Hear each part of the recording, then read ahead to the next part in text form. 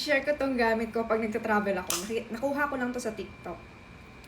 Ito ay, ano tawag dito? Charger. Na meron na siyang, ayan, merong 4 USB, merong 4 Type-C. Plus, ito ang pinakamaganda dito. Sa iisang ganito, meron na siyang charger ng Type-C. Ayan, nakita niyo. Ang haba. Tapos kapag di ba? Hindi na kayo yung buhol-buhol na charger. Hindi niyo na kailangan yun. Ito na. Oh. Tapos, ganun lang siya kabilis. Very organized. Sa kagaya ko na OC talaga ako. Gusto ko organized lahat. As a Virgo.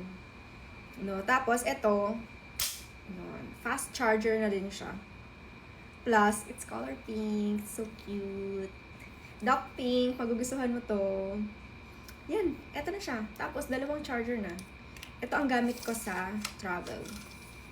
Very organized. I love it. Yan. Nilalagay ko sa yellow basket. I-check out nyo to. Kailangan nyo to. Hindi yung pakalat-kalat charger. Lagi nyo nawawala.